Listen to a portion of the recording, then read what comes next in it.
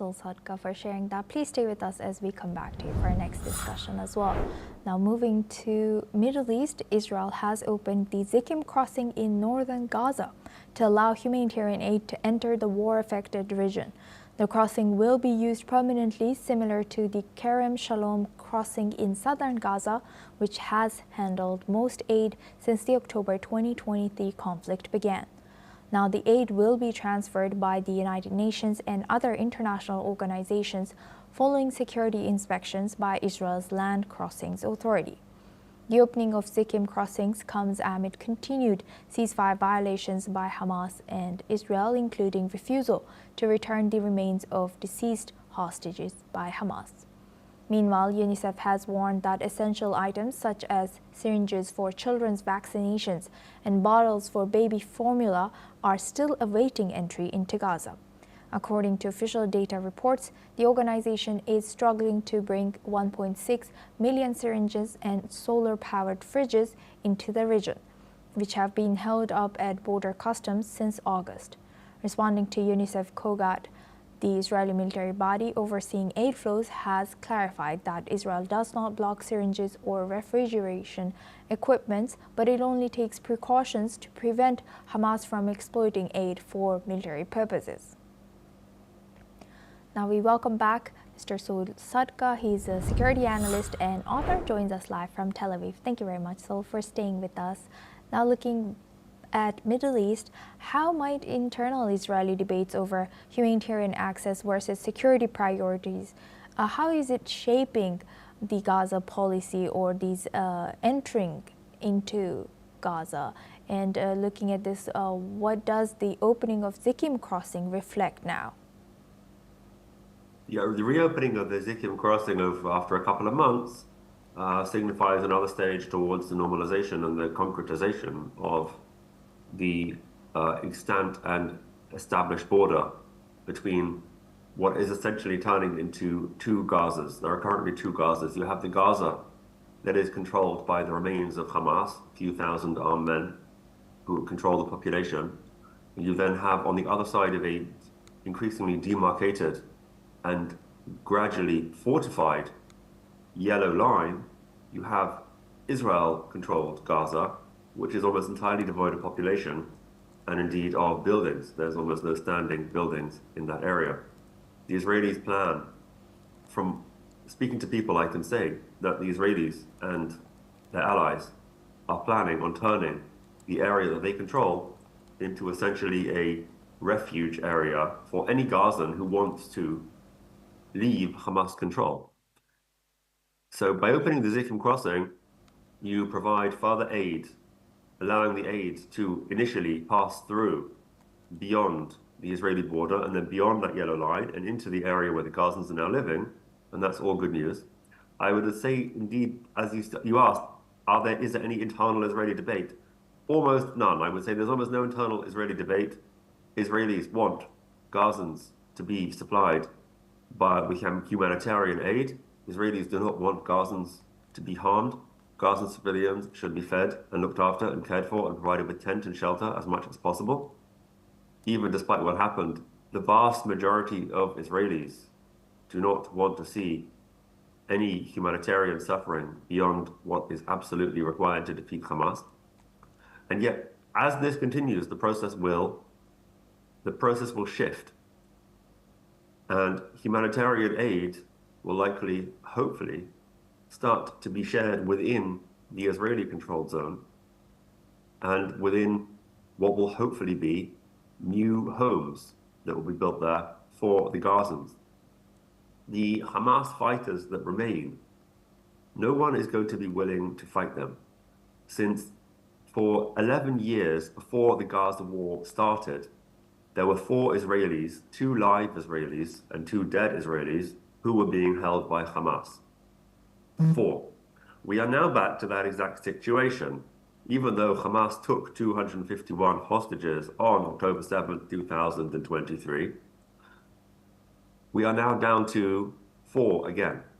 Now, for 4 bodies of dead hostages, no one in Israel is going to be willing to risk the lives of their sons to fight Hamas. because Hamas are no longer a threat to living Israelis, they have no way of projecting power against Israel in a significant way, and they have no way of provoking Israel further.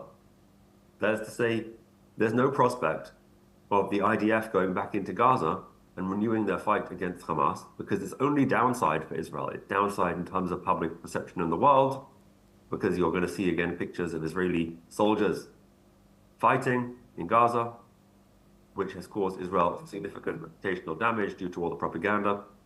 And you're going to see Israelis dying fighting Hamas. There is insufficient motivation with 4 bodies to continue doing that. So it won't happen.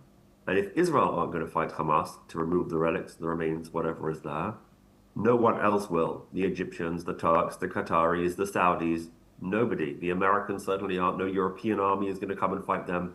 The only people that could have removed Hamas from their remaining pocket in Gaza is the IDF, and the IDF and the Israeli public no longer have any motivation to so do.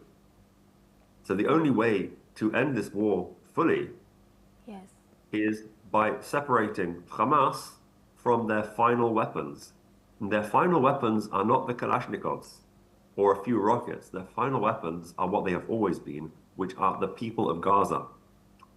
And if Israel and their allies and the US are able to set up and provide a better life on the Israeli side of the yellow line than they can achieve inside Gaza, deep inside Gaza on the Hamas side of that line, gradually, hopefully, and this is the plan, over a period of years, it certainly won't happen quickly, over a period of years, the Hamas portion of Gaza will depopulate. Yes. And the Israeli side will repopulate, and that will deprive Hamas of their final weapons, which were always the civilians. And at that point, hopefully, in a period of years, it might be possible to finally remove the last vestiges of Hamas and allow Gaza to begin a true process of rebuilding. But as we can see, it's going to be a very long process. Right. 80% of the buildings in Gaza are rubbled. With that, I would like to thank Mr. Salil Sadka for joining us and sharing all the insights on these topics. Now we move on to our next region. Australia's spy chief has warned that hackers linked to China's government and military have targeted the country's telecommunications, networks, and critical infrastructure. Mike Burgess, Director General of the Australian Security Intelligence Organisation, has stated that espionage cost Australia an estimated at $12.5 billion last year, including Australian $2.2 billion in lost trade secrets and intellectual property. Burgess highlighted the activities of Chinese hacking groups Seoul Typhoon and Volt Typhoon. He has said that Seoul Typhoon had probed Australian telecom networks, while Volt Typhoon had compromised critical infrastructure with the intention of potential sabotage. He has warned that such operations could disrupt banks, transport water and power supplies, and even trigger economic or electoral instability. In response, China has dismissed the claims as false narrative and has urged Australian officials to stop making irresponsible remarks. Foreign Ministry spokesperson Goh Jia-kun has said that Beijing had made formal representations to Australia regarding these comments, describing them as deliberately provocative. Let's listen in.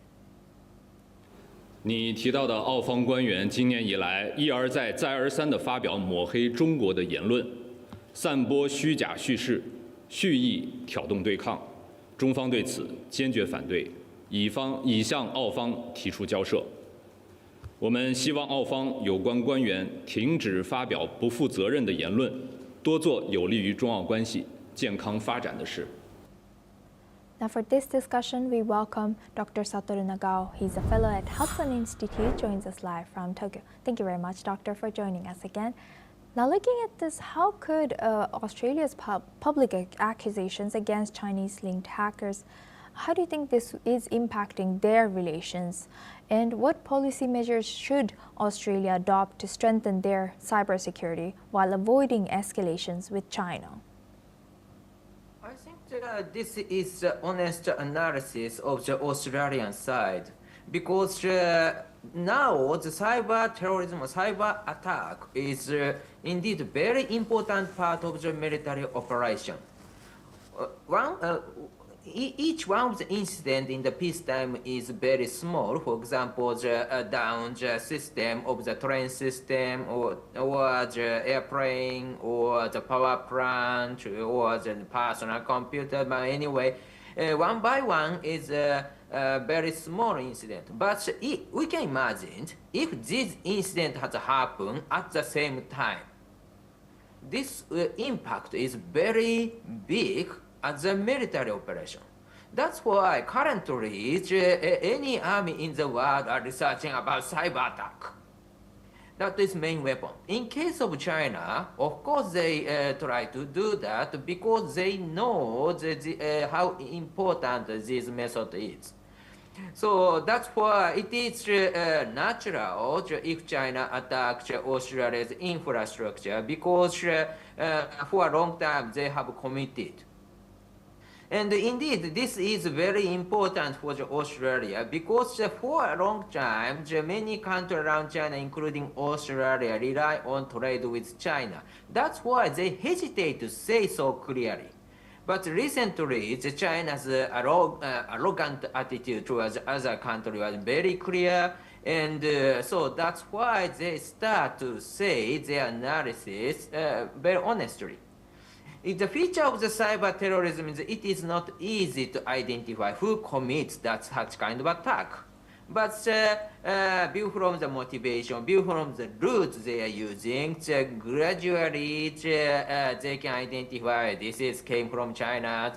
Because the size of the attack is recently very big indeed. So that's why they can identify China is committing. So that's why, view from the analysis, they have some certain evidence to say China is committing. So that's why it is true, I think, and this victim is not just Australia. Japan is also, US is also, as a Southeast Asian country also, of course India is also. So that's why we need to prepare such kind of attack, and we need to prepare to retaliate if we need. As you mentioned, there's other victims, not just China, not just Australia in this case. How could cyber espionage threats influence Australia's alliances with other countries that you have mentioned, such as US and Japan even? And do you think the intelligence sharing arrangements will be taken more seriously, or will be maybe further steps would be taken in these arrangements?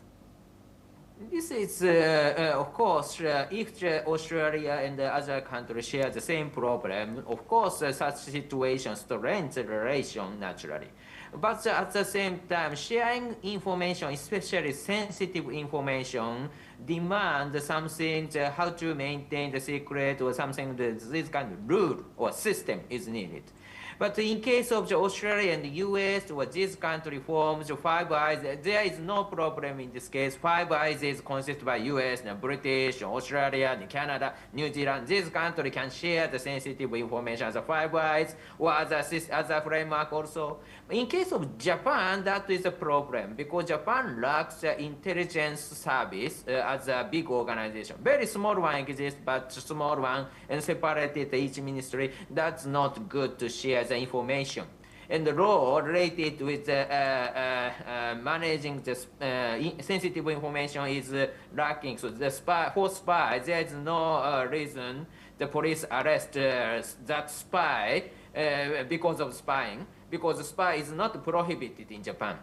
So that's why this kind of issue is a matter under the current new government led by Prime Minister Takaichi. But in case of Australia, in case of the United Kingdom, in case of the United States, they are familiar with this issue for a long time during the US-Soviet Cold War. And so that's why indeed sharing information is relatively easy, and keeping the secret is also easy.